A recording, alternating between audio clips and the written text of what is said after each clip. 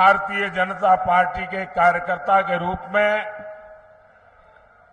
मैंने पंजाब में बहुत समय बिताया है। यहां के खेतों में, खलिहानों में, सड़कों में खूब घूमा हूं। वो दिन मुझे बराबर याद रहते हैं कि साथियों के साथ बारादरी गार्डन में सुबह सुबह टहलना और जोड़ियां भाटिया चौक में साथियों से गप मारना, सारी पुरानी यादें। और मैं देख रहा हूं आज मुझे काफी पुराने साथियों के दर्शन करने का भी अवसर मिला है। जब भी मैं पंजाब आता हूं, पंजाब से ये स्नेह और बढ़ जाता है। साथियों, देश में 5 चरणों का चुनाव हो चुका है और जनता जनार्दन ने मोहर लगा दी है कि फिर एक बार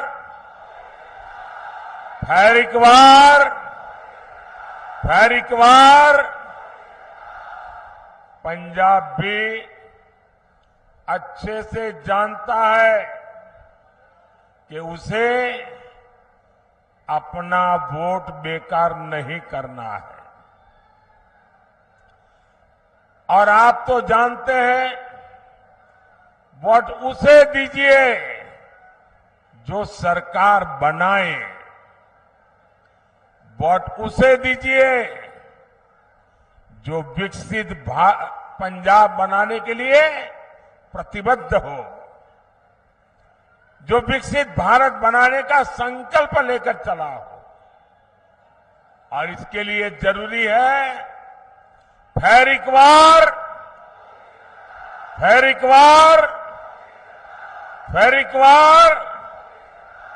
भाइयों बहनों, 24 का ये चुनाव देश का चुनाव है। देश को मजबूत बनाने का चुनाव है और देश के सामने एक तरफ भाजपा और एनडीए है, दूसरी तरफ भ्रष्टाचारियों का इंडी गठबंधन है। इंडी गठबंधन जिसके पास न नेता है न नियत है। एक तरफ मोदी है जो लड़ाकू विमान से लेकर एयरक्राफ्ट कैरियर तक भारत में बना रहा है। दूसरी तरफ इंडी गठबंधन है जो लिखित रूप में कहता है कि हमारे परमाणु हथियारों तक को समाप्त कर देना चाहिए। आज बुद्ध पूर्णिमा है। आज ही के दिन, बुद्ध पूर्णिमा के दिन, भारत ने अणु विस्फोट करके अपनी ताकत का परिचय करवाया था। साथियों, एक तरफ आतंकवादियों को घर में घुसकर मारने का साहस, दूसरी तरफ इंडी वाले हैं जो आतंकवादियों के एनकाउंटर पर आंसू बहाते हैं। एक तरफ मोदी सरकार है जिसने 10 साल में 25 करोड़ लोगों को गरीबी से बाहर निकाला है। वहीं दूसरी तरफ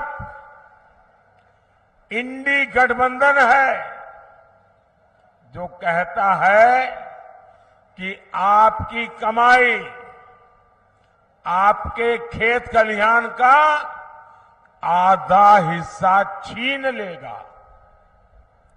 इंडी गठबंधन समाज को, देश को बांटना चाहता है, लेकिन मोदी भारत को विकसित भारत बनाना चाहता है।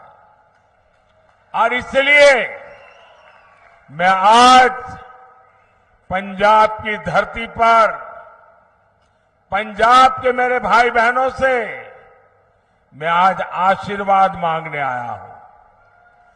गुरुओं की भूमि पर सर झुका करके आशीर्वाद मांगने के लिए आया हूं। भाई और बहनों, राष्ट्र रक्षा हो, आस्था और संस्कृति की रक्षा हो, या फिर देश का विकास, पंजाब ने, सिख समाज ने हमेशा आगे बढ़कर काम किया है। यहां के लोगों ने खेती से लेकर उद्यमिता तक देश के विकास को नेतृत्व दिया है। लेकिन साथियों, कट्टर भ्रष्टाचारियों ने पंजाब का क्या हाल बना दिया है। यहां से उद्योग कारोबार पलायन कर रहा है और ड्रग्स का, नशे का कारोबार फल फूल रहा है। यहां राज्य सरकार का हुक्म नहीं चलता। यहां रेत खनन mafia, drug mafia, shooter gang की मनमानी चलती है। पूरी सरकार कर्ज पर चल रही है। सारे मंत्री संतरी मौज कर रहे हैं और जो कागजी सीएम है उन्हें दिल्ली दरबार में हाजिरी लगाने से ही फुर्सत नहीं है। क्या ऐसे लोग पंजाब का विकास कर सकते हैं?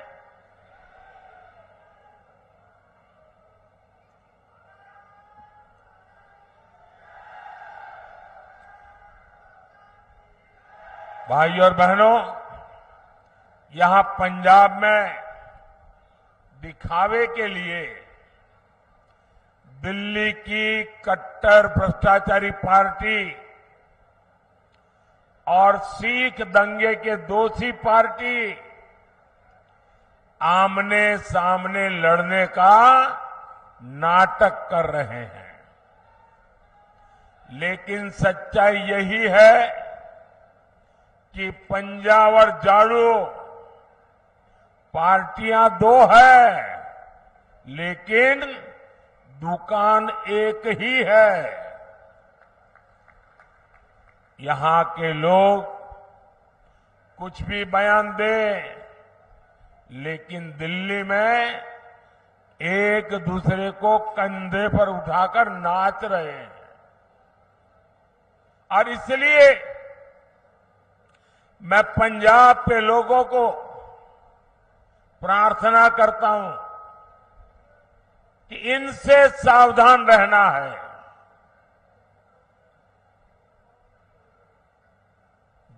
जिसको वो अपना गुरु मानते थे, वो अन्ना साहब हजारे के साथ भी जो धोखा कर सकते हैं,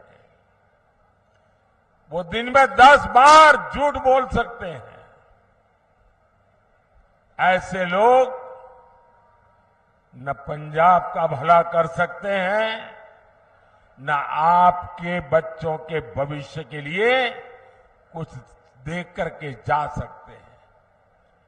भाइयों और बहनों, इंडी गठबंधन को न विकास की परवाह है और न ही हमारी विरासत की चिंता।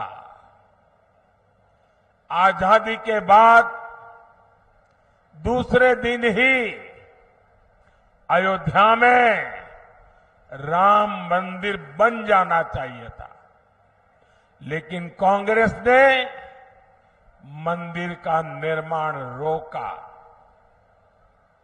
अब जब मंदिर बन गया तो ये मंदिर को गालियां दे रहे हैं। आज दुनिया भर से श्रद्धालु अयोध्या पहुंच रहे हैं और उनका स्वागत महर्षि वाल्मीकि के नाम पर बना हवाई अड्डा करता है।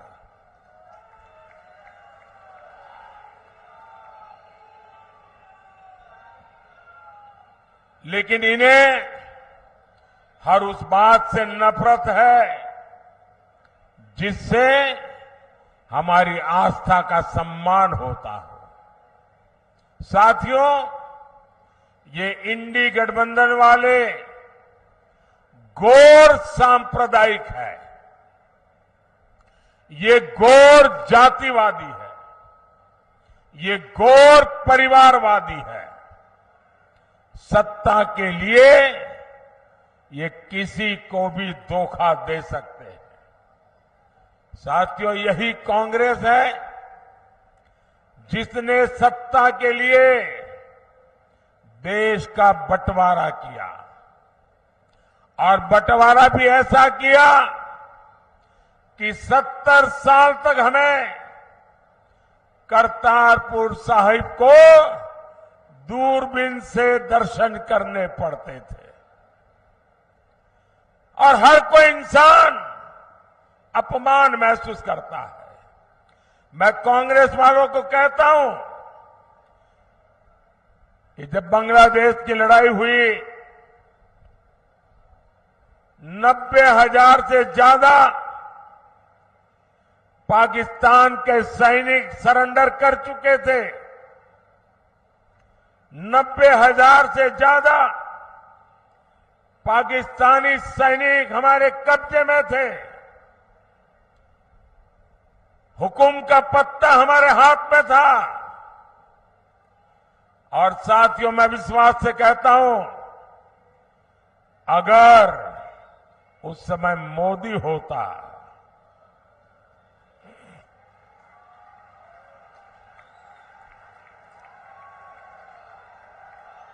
अगर उस समय मोदी होता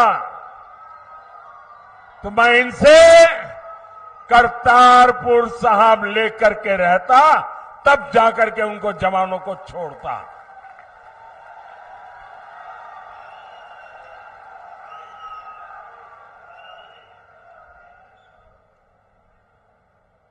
वो तो नहीं कर पाए,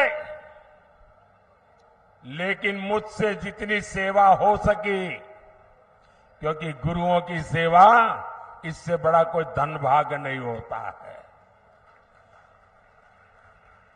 आज करतारपुर साहिब कॉरिडोर आपके सामने है। हमारे सभी श्रद्धालु गर्व के साथ वहां जाते हैं।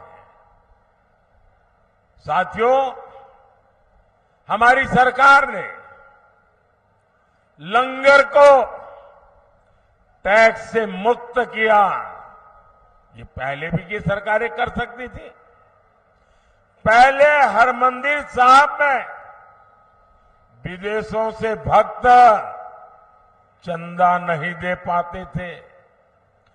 बार बार यहां से मांग उठती थी। दिल्ली में बैठी हुई सरकारें सुनने को तैयार नहीं थी।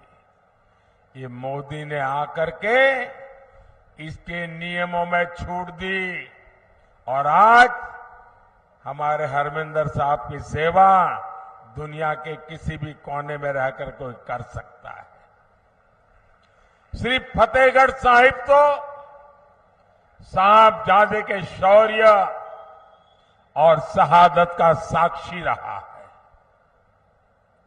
ये मोदी सरकार है जिसने साहबजादों के शौर्य के लिए समर्पित वीर बाल दिवस घोषित किया। और कुछ लोगों को समझ नहीं आ रहा है कि वीर बाल दिवस घोषित करने का मतलब क्या होता है। मुझे दुख है कि पंजाब में भी ऐसे लोग हैं जिनको इसकी कोई समझ नहीं है। पंजाब के अंदर इस महान त्याग तपस्या के लिए मैं पंजाब में रहा हूं। कई दिनों तक हमारी माताएं बहनें, हमारा परिवार व्रत रखता है, जमीन पे सोता है। कितना महत्वपूर्ण श्रद्धा का विषय है। लेकिन हिंदुस्तान में केरल में जाइए, उनको कुछ पता नहीं। तमिलनाडु में जाइए, कुछ पता नहीं। आसाम में जाइए, कुछ पता नहीं। इतना बड़ा त्याग और बलिदान, और मेरे देश के लोगों को पता नहीं है। ये मुझे बहुत खटकता था। मैं चाहता हूं हिंदुस्तान के हर बच्चे के दिल दिमाग में साहबजादों का बलिदान हमेशा हमेशा रहना चाहिए। किसी भी बालक मन के लिए इससे बड़ी कोई प्रेरणा नहीं हो सकती। और इसलिए हमने वीर बाल दिवस के रूप में पूरे हिंदुस्तान में हर स्कूल, कॉलेज, गांव कार्यक्रम करने की परंपरा खड़ी की है। अगर पंजाब के लोग भी इस काम को न समझ पाए तो इससे बड़ा चिंता का विषय क्या हो सकता है। आपको याद होगा, अफगानिस्तान में हमारे सिख परिवार संकट में थे। हम सभी को सुरक्षित वापस लाए।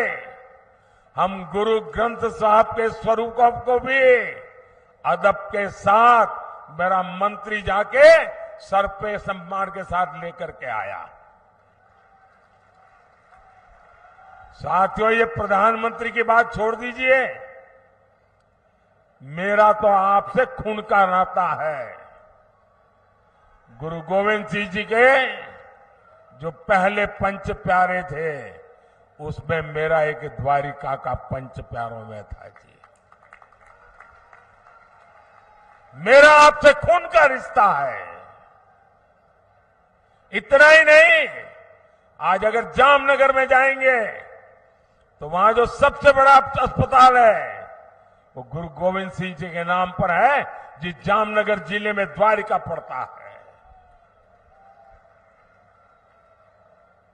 लेकिन आप तक ये सत्य पहुंचाया नहीं जाता है। आपको जानकर के खुशी होगी, और कभी फुर्सत मिले तो लखपत जाके आना। गुरु नानक साहब वहां विश्राम किया था। वो गुरुद्वारा भूकंप के अंदर क्षतिग्रस्त हो गया, करीब करीब ध्वस्त हो गया। मैं मुख्यमंत्री था, मैंने कहा मुझे वैसा ही गुरुद्वारा बनाना है जो गुरु नानक देव जी के समय के साथ। अब मेरे पास उसके लिए बनाने वाले लोग नहीं थे। मैंने देश भर में खोजा, उसके लिए मैं मिट्टी लाया, उन आर्टिजन को लाया जो बना सकते थे। और आपको खुशी होगी, आज कच्छ के रेगिस्तान में आखिरी गांव में लखपत में मैंने वो गुरुद्वारा वैसा ही बना दिया जैसा पहले था। और आज उसका मैं विस्तार भी कर रहा हूं। वहां कोई वोट नहीं है। ये वोट के लिए मोदी नहीं करता है, श्रद्धा है इसलिए कर रहा है। गुरुओं के त्याग बलिदान के प्रति ये सर झुकता है मोदी का, इसलिए कर रहा है।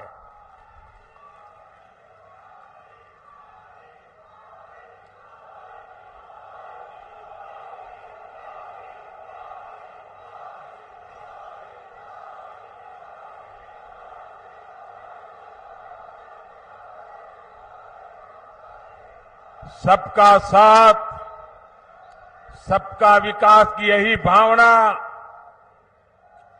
बीजेपी एनडीए की पहचान है। भाइयों और बहनों, इंडी गठबंधन वालों के लिए अपने वोट बैंक का तुष्टीकरण ही सबसे बड़ा लक्ष्य है। बंटवारे से पीड़ित दलित भाई बहनों को, सिख भाई बहनों को मोदी भारत की नागरिकता दे रहा है। आप सोचिए, आजादी के इतने साल हुए, मेरे सैकड़ों सिख परिवार हैं जिनको नागरिकता नहीं दी गई, और आप थोकबंद वोट देते रहे। क्या पाया आप लोगों ने? सोचिए, साफ साफ बात करने वाला कोई मिलेगा नहीं आपको। और इसलिए आज मैं कह रहा हूं, ये लोग सीए का विरोध करते हैं। अगर सीए का विरोध करेंगे तो ये मेरे सिख भाई बहन जो पाकिस्तान में, बांग्लादेश में, अन्य देशों में प्रताड़ित होते हैं, वापस आते हैं, कौन संभालेगा उनको? मैं उसे मेरा कर्तव्य मानता हूं और इसलिए मैंने उनको नागरिकता देने का कानून बनाया है, वोट पाने के लिए नहीं बनाया है।